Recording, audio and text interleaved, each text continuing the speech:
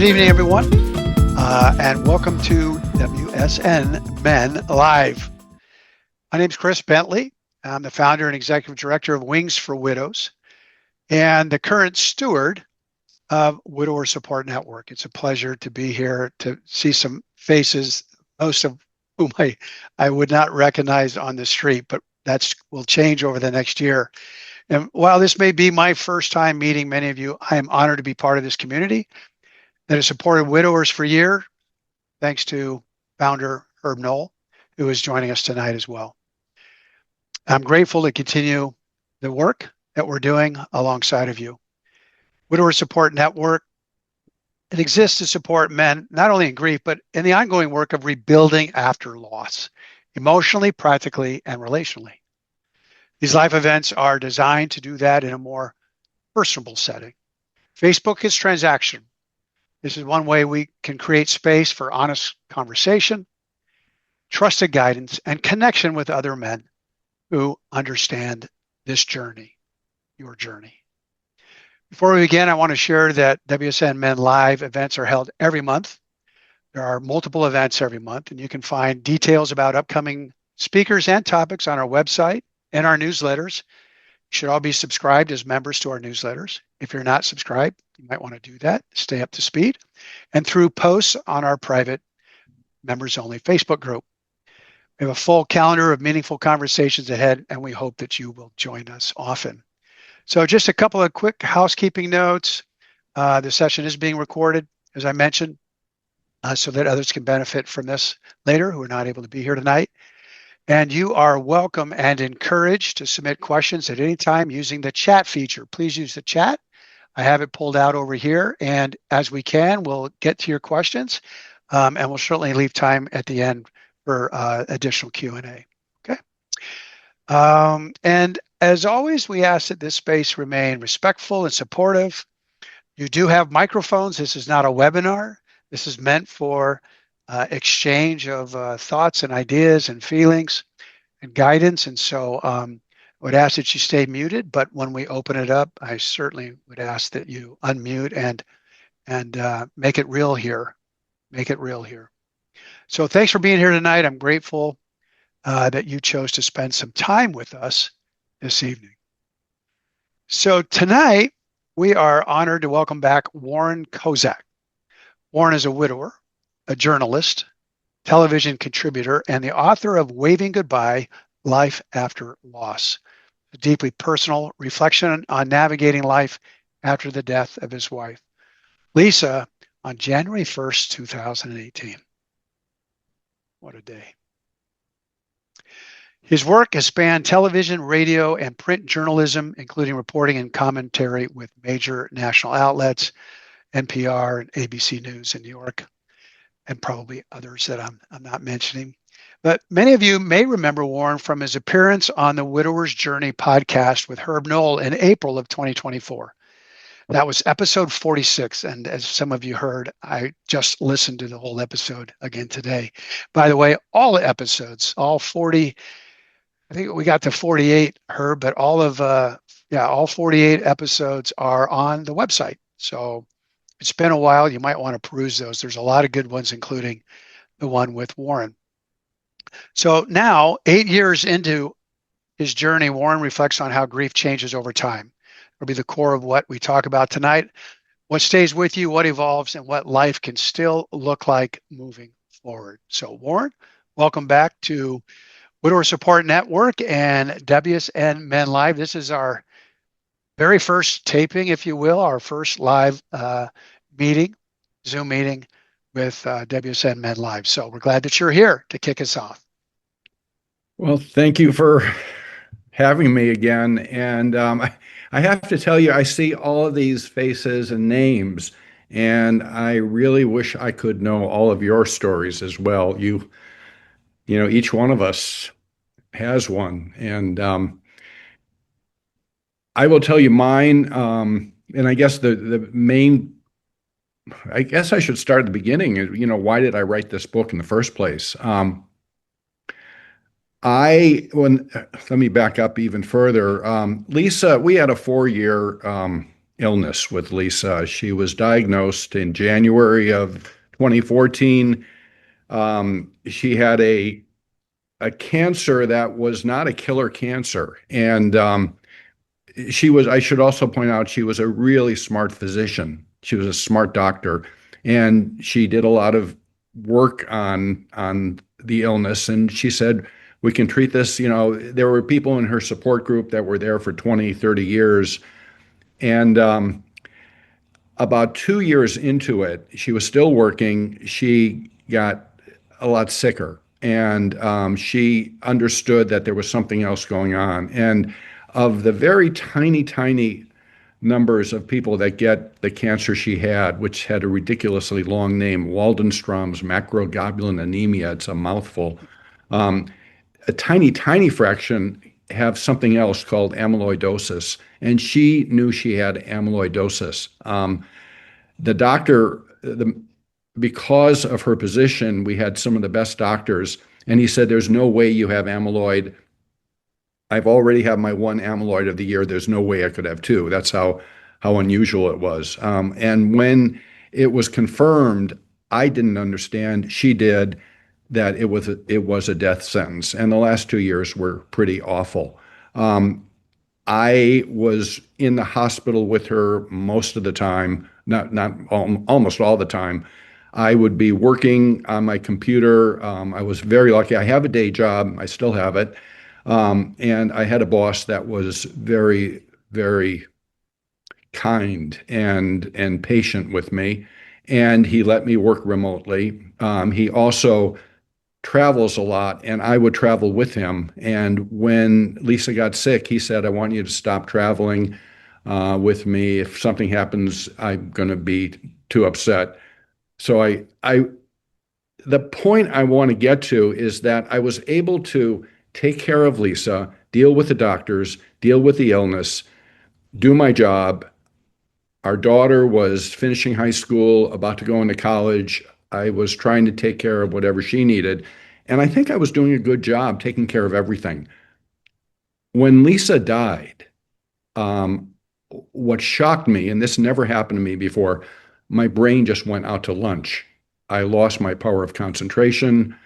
I There was a one line in the Joan Didion book that I always remember. A friend of hers said, "After a year, I could read headlines." And I could really relate to that. I don't know if all the other gentlemen on here had the same issue, but I just could not. I couldn't concentrate. I lost my power of concentration. I couldn't read things. So I looked for help, and people brought books. I got books. And most of the books, maybe they helped other people. They didn't help me because many of them were written in a very academic style, the kind of style I had trouble with when I was in school. I couldn't even read those books, and they just didn't help me. So 5 years out, yeah, it was 5 years exactly. And I don't. Everybody has a different timeline on this. A friend of mine had a great analogy. He said it's like fingerprints. Everyone's fingerprints are different, and everyone deals with this differently. And it takes some people longer, some people a shorter amount of time. There's no right way or wrong way here. It's up to the individual. The first year was awful. It was just dreadful for me. And when I got past that first anniversary, it got a little bit better. And it got a little bit better after the second year. And it was better after the third year. And about 5 years out, I keep a diary. I've been doing that since I worked on a presidential campaign when I was 24 years old. And I didn't know what city I was in. I just started filling that in just to make sure I remembered where I was. And it became a habit. So I've kept a diary for most of my adult life. And 5 years out, I went back to look at the last couple of months of Lisa's life and what happened right afterwards. And I think I did it just to kind of connect with her, to try and remember, because I missed her that much. And I I never thought I would write a book like this because it's personal. All the other things I've written about were about someone else. And one of the biggest reasons I wrote it was because I couldn't find anything that helped me. And I thought if I could find, the plainest possible, write it in the plainest possible English, short chapters for someone like me that had lost their concentration, and just tell the story about what happened, how it, how I dealt with it, what worked, what didn't work. Maybe it would help someone else. And the book came out when Herb and I did that first podcast. And so it's almost 2 years. It came out in April of 24, and it's hard to believe we're in 26 already. I'm sure everyone is. If everyone remember, we used to write checks. Most people don't write checks anymore, but you always had that problem writing the year in January of the new year. It has been, as you said, a journey, and I think there's good news here. And the good news is that in that first year, what I'm about to say, I never thought I would say. In that first year, I you get home after the funeral, after everyone leaves, and you walk in the door. I called it, I think, the shattering silence. And you walk into your house, which was at one time just filled with life and filled with your partner. And, we were raising a child, and you have, skin knees and arguments and dinners and parties, and then all of a sudden you're just there by yourself, and it is the most shattering silence I ever heard in my life. And I just thought that was going to be the rest of my life.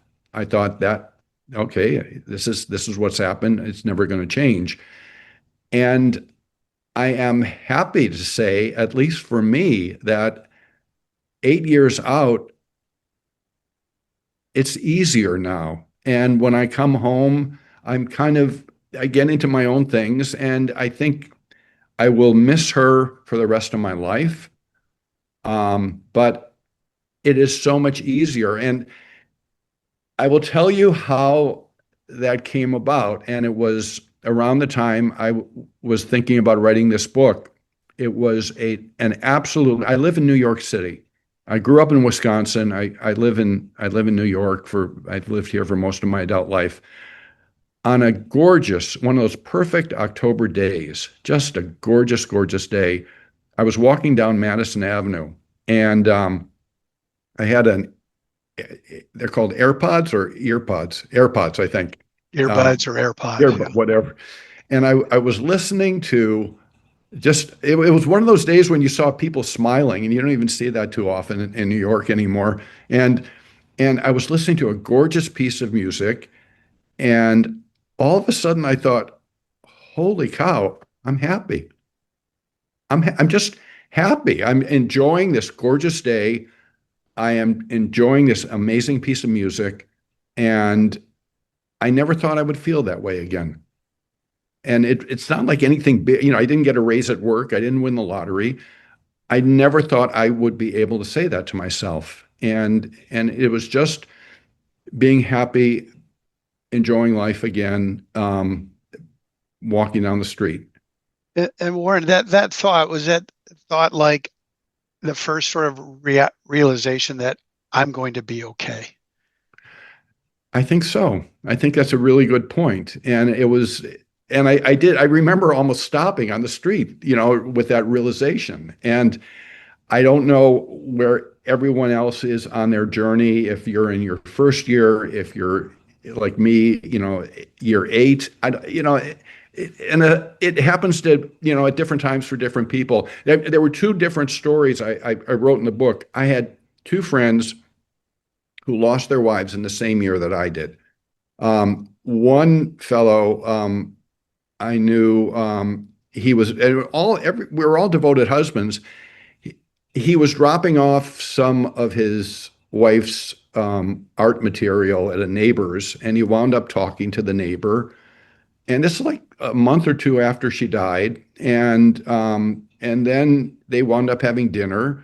And then they wound up going out and doing something else. And then within a couple of months, he moves in and he sold his house, she sold hers, they bought a house together. They've been married now for like about 7 years. Um, Another friend lost his wife same year, and met someone online, I think, in Cleveland, and they had a long distance relationship. They've been married now for about 5 years. So everybody is different. Everyone is different. Back to the fingerprint, Yeah, right? yeah, Yeah, the really kind of fingerprint. back to the fingerprint analogy. Yeah, I wanted to go back to your book because essentially it came from your journal, but your daughter Claire got to add a chapter. How did yeah. that come about? Wow. I I can tell you without any question that is the best writing in the book. And about 2 months after her mother died, she was in college and she shared with me, and she was always very protective of any kind of her work all the way through school. She went to a girls' school, and I don't know if they drilled it into her, but she never asked for help. She wanted it to be her own. She showed me something she had written about her mother's death, and I never really understood how it really impacted her. I knew how it impacted me, but losing a wife and we're talking about the same person, but losing a wife and losing a mother are very different. And and the essay that she wrote, just stunned me. So when I wrote this, I asked her, I said, is it okay if we put that into the book at the end, so people will understand how it impacted you? And and she thought about it for 2 days. That's Claire.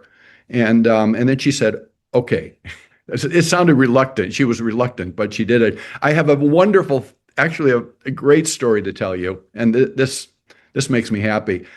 I read the book for the audiobook, when before it came out, and then I said, I think it wouldn't make sense for me to read my daughter's part. I think she should read it.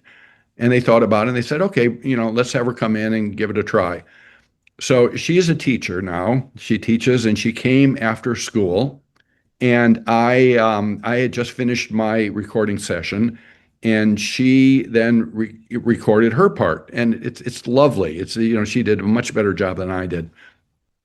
And we finished, and we walked out, and all of a sudden I realized that I said, Claire, do you realize where we are? And she said, where? It's a nondescript office building on 50th and Broadway, and it's the Brill Building. Now, why is the Brill Building important? If you Google the Brill Building in New York, it's where the studios were for some of the great rock songs of the 50s and 60s.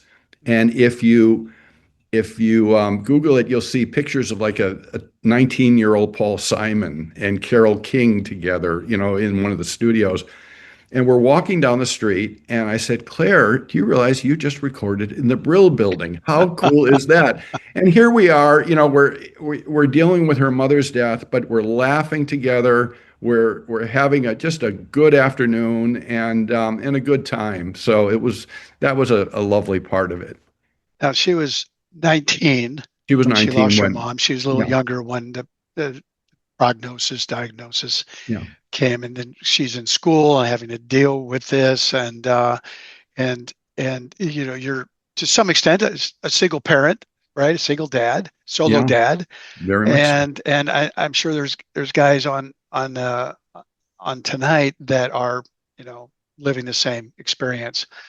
What what did you learn from that experience that maybe today, looking back, you might have done differently? So it's a two-part question. One, what was that like? Tell us about that experience. And again, with her being away some of that time at school and so forth, it was fortunate that she was actually home on break when Lisa passed. But looking back now, what what could you offer as advice for other men who are solo dads?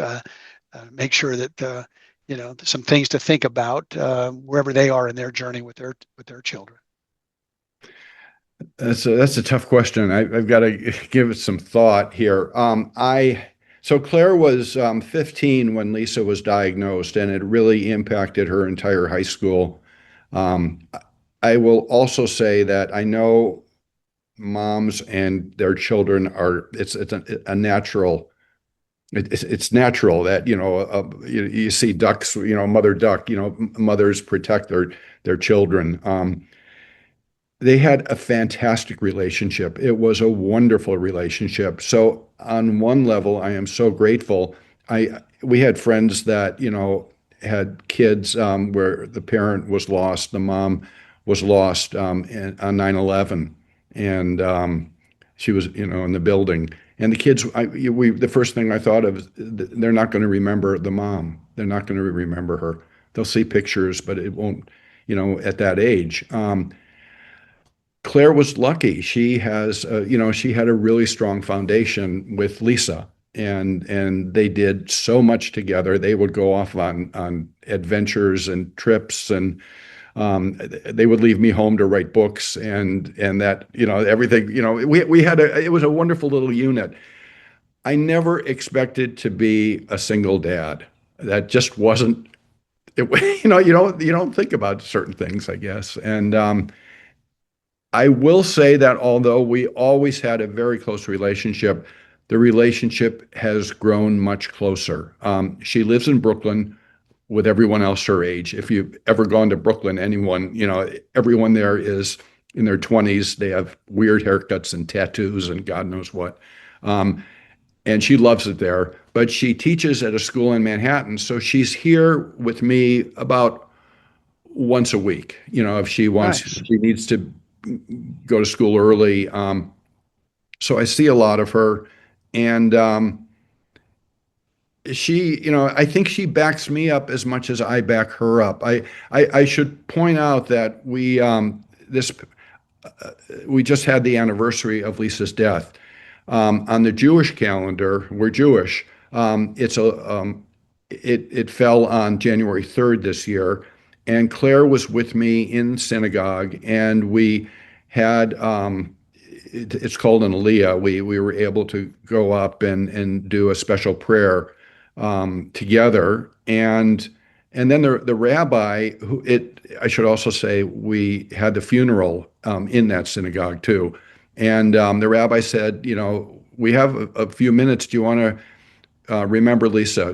Tell the congregants, a little bit about her, and that meant so much to her. I also am wondering, and I'm guessing everyone on the podcast right now it became very important that her memory that she be remembered.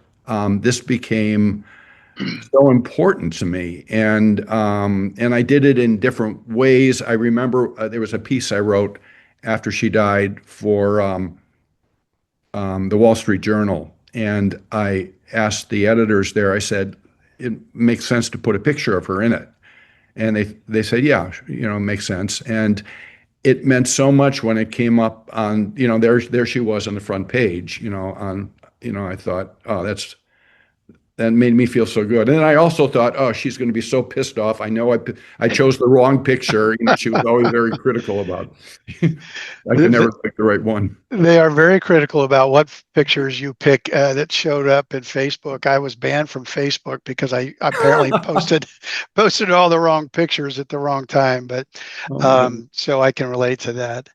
Um, well, I know that's a tough question, maybe out of left field, but I think that it's the job is doubly tough. As you said, you never expect to be a single dad, and then suddenly you were, and Yeah. suddenly it's not just caring for one's own self and grief, but for another, sharing in a sense a different type of grief because you lost a mother, not spouse, so it is different. I also need to point out Yeah, that Lisa was a whole lot smarter than me.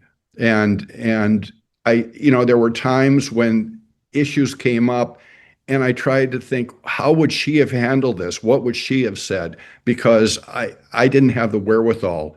and I didn't understand. I'm a guy, Right. she would have understood this, everything going on with Claire a lot better than I did. And, all I can say is, you try and do your best and you screw up a lot too. Yeah, and I think owning that, right? Owning that, sharing that, reminding, if necessary, that you're doing the best you can, and it's not about anything other than inexperience, perhaps, but reminding our kids how much we love them, Yeah. Yeah. every possible moment, and how proud their mom, in your case, would be, um, And how of proud we Claire. are, how Uh, uh, proud, I am, Absolutely. you are, all of, for, Absolutely. Yeah, it's important. You talked about the shattering silence and trying to imagine that, and I've heard that before expressed in other ways, but the loneliness, the isolation, it's why it's one of the, I think, the powerful reasons behind WSN is getting guys together that yeah, may be in Timbuktu. They may be feel like they're on an island even though they're in the middle of a city, and their options are few because nobody understands, right? Nobody understands, and they want to get somewhere where somebody understands and somebody can listen to them. So that, as you said, is dissipated over time. Although it looks like it's very quiet in your home tonight. How are you dealing with that silence? How do you deal with the loneliness? Do you still have unexpected meetings with loneliness, even this long afterwards? And oh God, how do yeah. you Yeah. think about that? What's normal? What is normal in your journey? 8 years hence.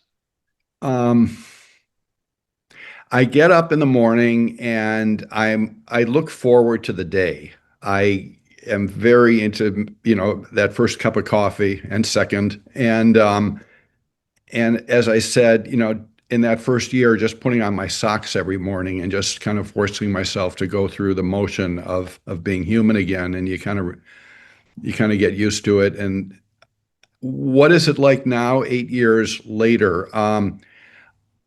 Lisa was through, she was infused in this apartment in that first year. I was thinking about her about 99% of the day. And I, I was still in shock from the whole thing. It's not like that now. I think about her every day in different capacities, but it's easier, definitely easier, and the memories are happier. It's not, the awful, crunch of being alone. And then I'm sitting here at my computer and I will hear a song. Songs do it for me, and I will see a picture and it'll all come out. But as I also said, the crying now is more like a sneeze. You can feel it coming on, and the duration is about as long. And it's not those awful long cries that I had early on. So that's different. That's different. Something I remember in that first, I travel a lot, remember, for work. And in that first year, I forgot where I am. Oh, I was in Israel. I was in Israel for work, and I met a guy who works in our office there who had lost his wife, 4 kids, younger than Claire. And he said, I'm going to tell you advice that you should do. Sell your apartment, sell every piece of furniture, sell everything, and get everything new. Get a new apartment, get a new home, get new furniture. Otherwise, you're going to make your home into a museum to your dead wife. And I thought, I like where I live. And I did not follow his advice. And I am so glad I did not, because I love coming here. I love the memory of Lisa here, raising our family, our little family here. And I love being here. So I get a great deal of enjoyment from just coming home. Has Claire expressed the same? sentiment as well, being able to come to a home that's truly a home and not dad's apartment, in a new location. There's got to be some real love there too for We have Claire. talked, we live in an apartment in New York City, and she's now 27 years old. And when we brought her home from the hospital, she's been in the same room since then. And she has talked about how much she loves that consistency in her life. I guess when you lose a parent, consistency is kind of important for her. So yeah, it's this is very much her home. But she's also so respectful too. She always says, "Is it okay if I come over tonight?" I said, what are you talking about? I said, "Okay, it's your home. Come on." But yeah, Well, she may not want to interfere with your social activities, which I wanted to ask you about that. I was kind of leading up to it with this notion around silence and loneliness. How have you reengaged socially? Because that's part of the journey for yeah, many is not necessarily even taking on a new spouse, but just those steps in that direction to become more social, which is hard for guys. It's hard for guys to do that in so many cases, and others, of course. As you mentioned, your friend that didn't take very long at all. He's chatting up his neighbor, and things move along smartly. But for many, that does not happen. So what's your feelings around re-socializing? What's too soon? What's too late? Everybody's different. We talked about the fingerprint. Everybody would approach that separately. But what was that journey been like for you? oh boy. Did I throw another zinger at you, Warren? It's been a little more complicated, and I haven't been as successful as I wish I were. This is real, so let's make it real. It's okay. yeah, It's yeah. okay. Oh boy. First, the social aspect. I have about four people I can call when I'm feeling lonely. I have a brother, Lisa's brother, and his wife. I'm very close with both of them, my brother-in-law and sister-in-law. I have a younger sister who is in California. I'm on the phone with her a lot. And I had a best friend, but he was a best friend of 50 years. He just passed away about a year ago. So um, I have a group, the people in the office. The office has become a very important part of my social world. So when I come in, I talk with everyone. There are different people. Oh God, I'm not going to talk about the Packer game. But we talked about that a little bit, and then I walked away because that was too upsetting. Um, I and I have a group of guys that I get together with on a regular basis where we talk politics. This is a group that has been getting together for 20 years, and so that's one part of it. You want to hear the awful part of the story? Here it is. I have a home in Wisconsin where I grew up. It's a family home. It was my grandparents and my parents, and it came to me. It's one of my favorite places in the world. Lisa really fixed up the place, and she was absolutely, it was all Lisa, even though it was my grandparents' home.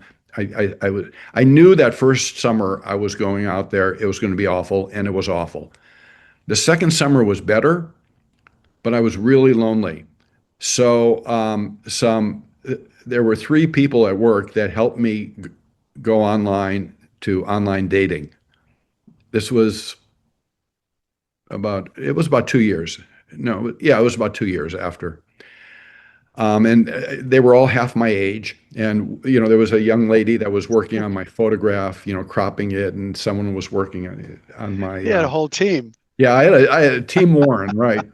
And I found it overwhelming. And when I dated before, when I met Lisa, there was no internet. And I just found it, I guess the best word is overwhelming, and it didn't quite work for me. Now, 8 years on, people have introduced me to different women, and I've gone out and I go out and I continue to go out, and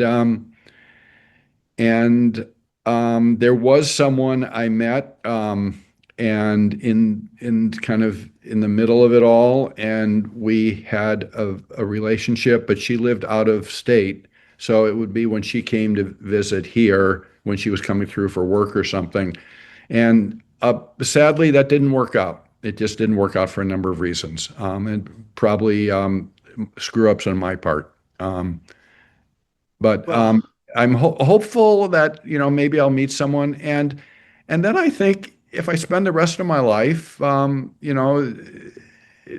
what I'm doing, and if I can stay healthy, that'll be okay too. That'll be okay. I would like to meet someone though, so that's okay. kind of I where think I that's am. That's the honest answer. I think that's important. I don't think it has to work out the first time or the second time or the third time. You just want it to work out the right time, Yeah, right? yeah. That's kind Uh, of what I tell Claire because she's going through it too. you're going through that together then. Yeah.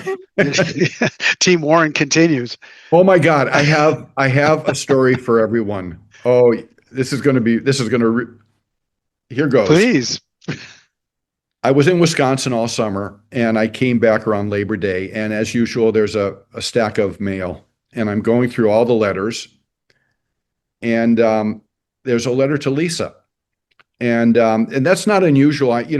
We're all still getting mail, credit card applications for, lost spouses, bank statement, whatever. But this is a personal letter, and it says something. It's, "Dear Dr. Krenzel, you won't remember me. We came to see you. I came with my wife many years ago when we were visiting New York, and she had a health issue, a serious health problem. And when you came into the room, you helped us, and we both, you made us feel much better." And then he goes on and he says, "Sadly, my wife passed away 3 years ago, and it was very difficult, but I've started dating, but I can't get you out of my mind." And I'm reading this, I'm thinking, and then he said, "Your lovely eyes, your smile."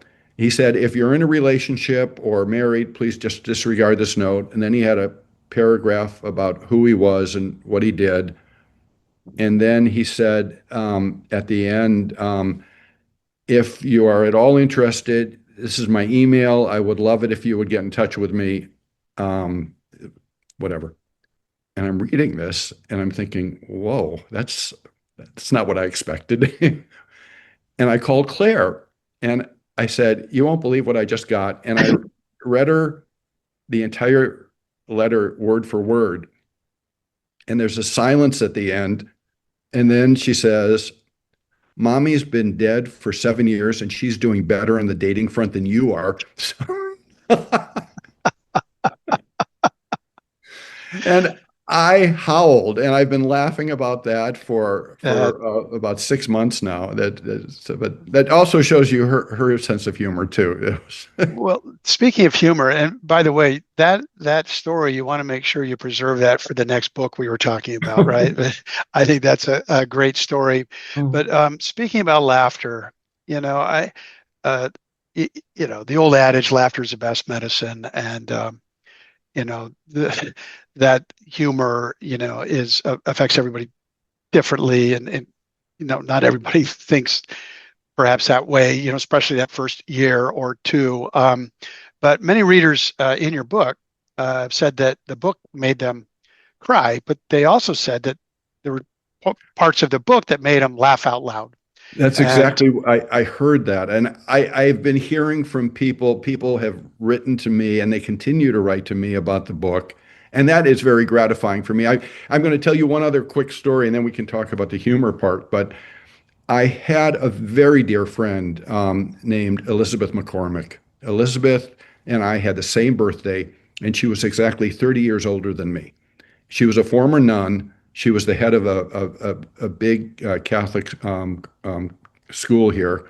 And shortly after Lisa died, a mutual friend had a small birthday party for us. So I was turning 66 and Elizabeth was turning 96.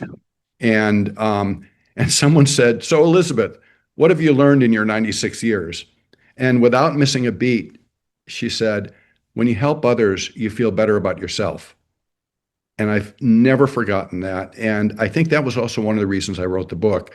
So when I get these emails from strangers, from people I don't know, who have said, "I didn't expect much from this book, but it has really helped me," or one person said, "You can just change a few names and a few dates, and this is my story as well." Mhm. It made me feel better. It made me feel better. Now, the, and they've said that parts made them cry, parts made them laugh out loud. And things happen during that time. You expect it just to be this dark cloud, but some whacked out, you know, crazy things happen that made me laugh and still do. And I put them in the book because it was part of it. It was part of the journey, I guess. Continues to Or, be. or that journey. How would you advise guys on this call to accept what what has happened and to take that step forward? At some point, maybe after year one, but at some point you began to accept, and then that day walking down the street occurred. So for you, there you can feel that, see that progression, and that, as you said, it's good news. It doesn't it doesn't have to last forever. It's at least in your case, things got better. Things will get better, but it starts with accepting what's happened. And I don't know how laughter plays into that, but I have to believe that finding those moments of candor or joy or laughter helps you move in the right direction. It helps me get through every day. Okay. I need to find something to laugh about, to kid I can be standing in the line in the grocery store. I can, just talking to people and I'll find something um, to laugh about. And that gets me through the day for sure. I, can I read you something Of I put course. in the book? And I think this was kind of important. And it has nothing to do with laughter, but shortly after Lisa died, and it goes to your question about, moving forward. Mhm. Um, I'm a realist, and we have no choice. We have no choice. Um, I remember I got into a grief group early on, it didn't work for me at all because for two reasons. People said you should join this grief group, and through the hospice people, they had one going, and before I went in, the social worker running it said she need to ask me some questions to gauge where I was. And I said, okay. And she asked, do you walk into a room and forget why you went in? I said, all day long. Has your weight changed? I said, yes. She said, up or down? I said, well, I've lost 10 pounds. I would eventually lose 30 pounds in that first year, which brought me down to my high school weight, which was very weird. And then she said, are there any suicidal thoughts? And I said, in my entire life, I have never had a suicidal thought.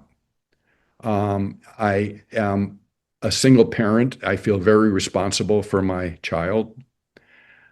However, if I got hit by a bus tomorrow and there was a chance I would see my wife again, that would be just fine with me. No problem. And then she said, that's okay. That's a passive suicide thought, not an active one. I didn't realize there was a difference. So she let you in. She let me in. I got in. It didn't work for me because of two things. One was there were 12 people, 10 women, one other guy with me. And even though we were all dealing with the death of a spouse, it's different for guys. And the women talked about things I couldn't relate to. They talked about they felt, and it made sense. They felt a loss of physical protection. And in two of the late husbands were policemen, so that kind of made sense. But it all the things I missed about Lisa, it wasn't physical protection. Correct. The other thing was there was so much pain in that room, you could bottle it, and I that it didn't make me feel better. And I just felt for everyone there when anyone spoke. My heart went out to each one of them, and I thought this isn't helping me, so I didn't go back. However, so I have a friend named Howard Phillott, and Howard is he's one of the top researchers in Alzheimer's. And more important, he lost his wife 6 years before Lisa died. So shortly after she died, I sent him a medical question. I said, "How long does it physically hurt?" And the pain, the grief was so bad, I could feel it physically almost. This is what he wrote back. And I thought this was so helpful. I put it in the book, but I also sent it out before I wrote the book to a lot of friends who had lost a spouse. So this is Dr. Phillips' answer to how long does it physically hurt. It becomes an emotional and psychological scar. The acute pain of grief and loss turns into a recognition of the magnitude of how life has changed so dramatically. There are many changes with regard to family and friends, and perhaps loneliness and a loss of self, a loss of who we are. One has to eventually recreate one's life and a new self. I probably still think of Janet every day. My new life is not what I imagined or could have imagined in any way, nor is my new self, although there are remnants deep down inside that haven't changed and have helped me get through it all. Work certainly helps. Eventually, life goes on. It's taken me more than 5 years to really get my emotional bearings back, which really surprised me. Functionally, I was able to adjust sooner. I hope you will find some peace and solace and happiness. The wound heals. Let's have lunch. Howard. This I didn't even understand it when I got it in that first year, about how we have to, I am not the same person I was um, before she died, and after. I am a different person. And this experience, her death, her loss, has changed me completely. I am a different person. And, I'm still the same guy. I'm making jokes. I'm doing my work. I'm trying to be a good dad, but I'm also not the same. And I think I would love to hear from the guys on the Zoom, if that's been their experience too. But, yeah, we change. We really change.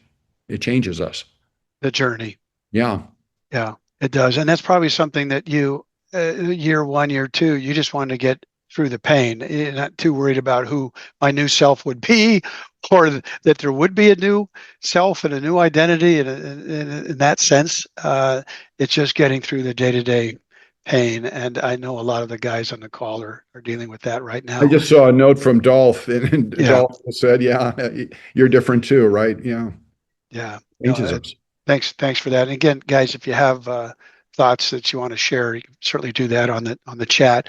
We're down to our last 10 minutes. I have one question. I definitely want to, if you have a question, go ahead and unmute, and be best if you turn on your camera. But I'd love to give you all the chance. But I guess my last question, that kind of based on what you just said, you just got through reading for us.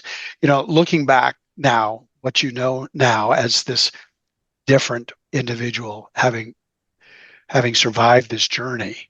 Um, what do you wish people had understood, or would have understood about you that first year? What now, looking back, but like a guy on this call, his first year, what is it that he needs to understand that you now know about that first year? I guess that's a better way for me to phrase that question.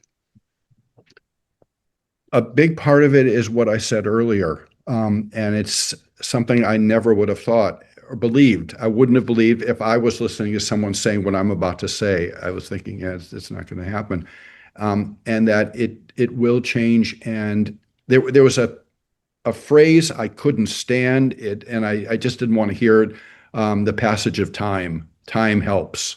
Time heals. And in that first year, I thought, oh, geez, Not don't, again. yeah. Yeah, And guess what? I was wrong. And the passage of time has helped. It helped me anyway. And I would not have believed it. And for obvious reasons, because the person creating the issue is not going to walk through the front door over there the way she did 1,000 times before and fix it. So I just thought this is going to be the rest of my life. This is the way it's going to be. I'm going to be just as miserable as I was in that first year. And you're not. And it's the passage of time. I'm sorry, I have to say it, that it did help. And I was wrong. I was wrong. But I sure couldn't have believed that in that first year. Maybe the first 2 years. I think it's interesting that you've gotten some advice over your journey that wasn't right, that it was wrong. And some advice was right. It ended up turning out right. But the advice about closing up shop and moving, I thought that was a really great story for guys to hear that just moving doesn't mean the pain's going to end. You're right. I think that was the point he was trying to make. If you just move it, you're going to heal faster. I think that was really bad advice, and I think it's wise that you did not move. And I think it's wise for everyone to understand that you're going to get advice from well-meaning people that Yeah, just isn't right. And I think it comes back to the practicality of loss, which is don't make any big decisions anytime soon. that is Eh, a eh, really, yeah, yeah. And people said that to me too. Oh, and someone said, do not get married in that first year. Like, although my friend came close, I guess it was close to that first year, but Well, anyway, not anything I had to worry about.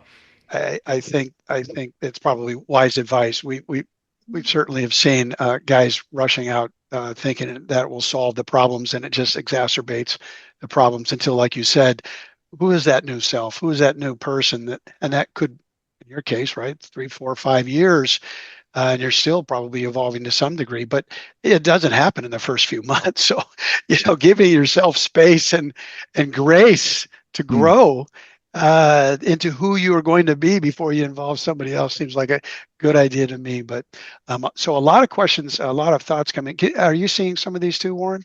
No, Uh, could you read them to me? yeah, let's see. So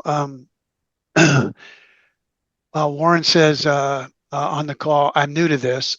Lost my Esther on the 3rd, buried her yesterday. Oh So my yeah, God. this is different. I'm sure I'm going to be different Yesterday? yesterday. Oh my God, oh God, I'm so sorry. So sorry. Yeah. Oh, Just so I- that's my where I'm heart coming goes from, out man. to you. It's I really don't know what to say No, because I it know. takes me back to that it's just the worst time. It is the worst time. If you can try and listen to what I said earlier and realize that if you just get through each day and one of the things I wrote about, I mentioned I'm Jewish. We have something called the Shiva, and it's a Hebrew word. It means seven. And for 7 days, people come into the house, and the door kept opening, and people just kept walking in, and people you want to see, people you don't want to see. But it forces you to take those first steps back into life. And it's actually brilliant. And I never understood its brilliance until I had to go through it. And people come in and you have to be social. You have to thank them for coming. You have to have a conversation. And you take those first steps back into life. When the natural tendency would be you would want to just go into your bedroom and put the cover over your head and not see anyone for a year. That's not what this forces you to get back into it.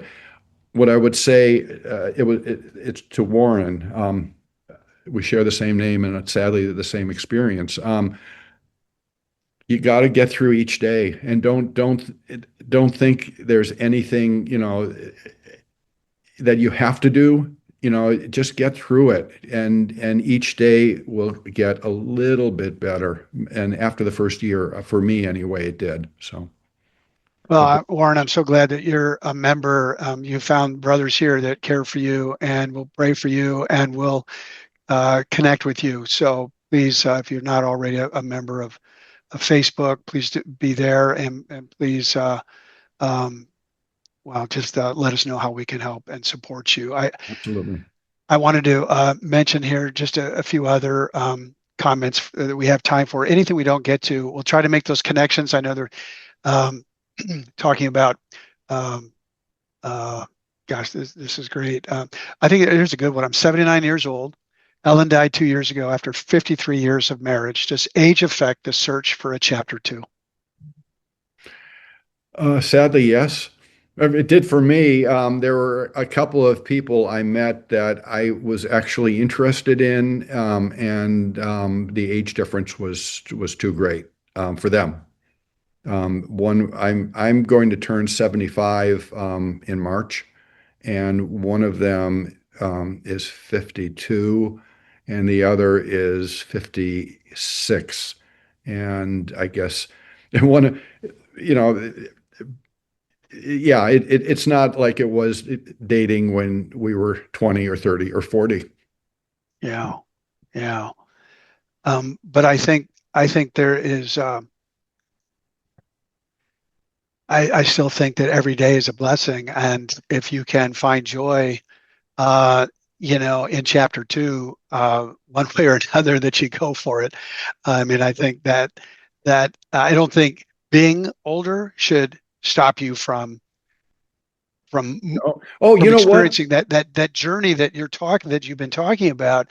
Um, I don't know if it has to be accelerated, but I just think every day is a blessing, and keep moving forward, with the Chris? time that on this earth. Go I ahead. want to point out numbers are on our side on this one because there are, I forgot the exact, I think there are 2 million widowers and like 8, 9 million widows It's in, 4-1 for sure. Yeah. yeah, in Yeah. America. Yeah. So the numbers are actually on our side. I'm seeing all male names here, so I can say this. And, yeah, it's unfair, but, the numbers are on our side, as he said.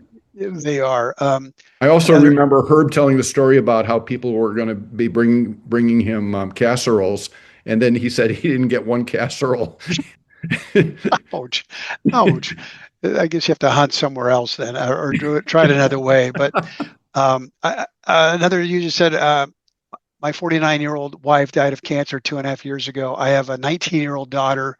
Your words are so affirming. So very similar to your situation a few years ago. And Um, all the best to you, sir.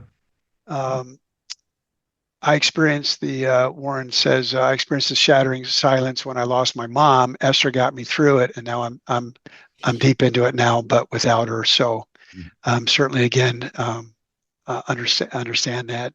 My Joyce died. Go And ahead. that's another part too. When we face these big events in our life, we're facing them alone, and we had someone else that we could share it with. When something goes great, you could share it. When something goes awful, you could share it. And now you got to deal with it on your own.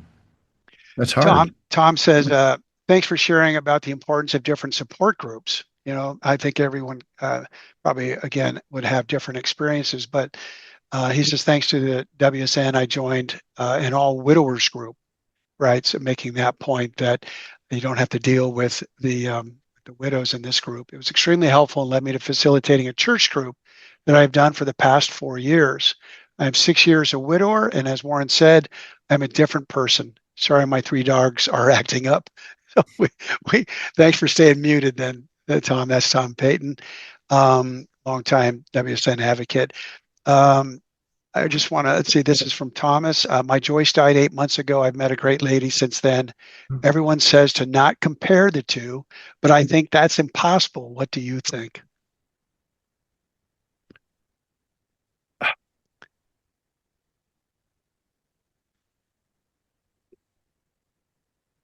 I, Yeah, I mean, this is a whole nother hour, wow, yeah.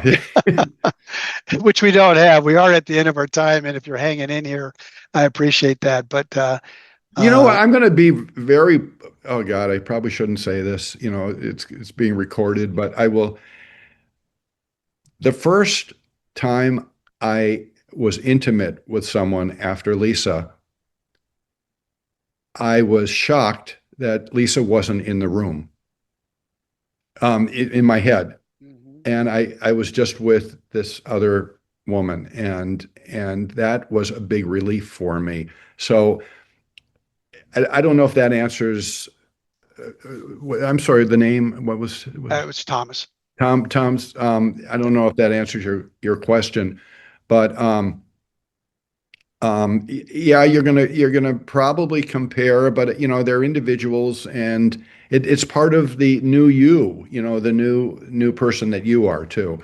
Um, what people keep reminding me is, and Lisa even said this to me, that she wanted me to move on, and I didn't want to even talk to her about it because I didn't want to lose her. I didn't want to even think about that, but she was giving me basically permission. I don't know if I would have been that gracious, frankly, if the tables had been turned, but Right, right. Well, there is more. I'll collect all of these and share them. And I'm sorry if I couldn't get to everyone, but we are at our time. I do want to be respectful to all of you and to our guest.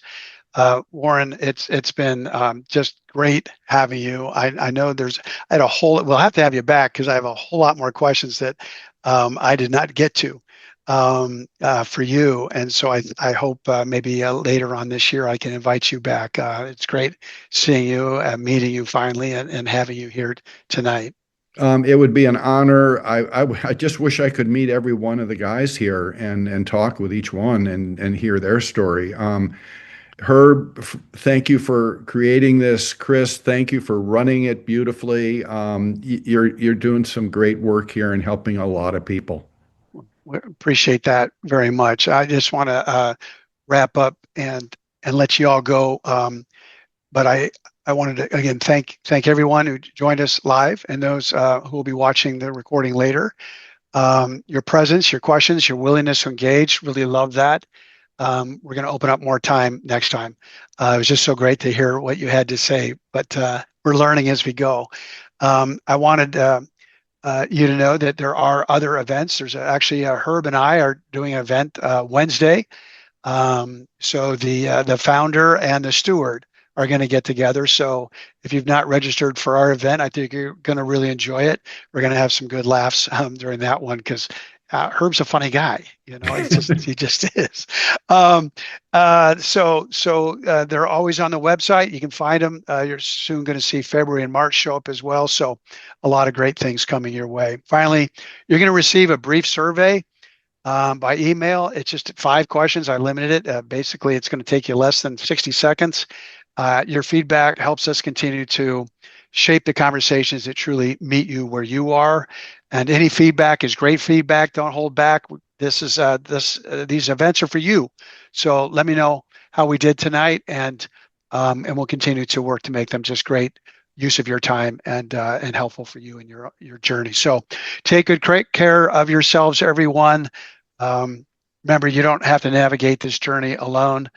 Um, Warren, I'm glad that you're on board WSN. Let us know how we can help, as well as all of you gentlemen. We look forward to seeing you next time.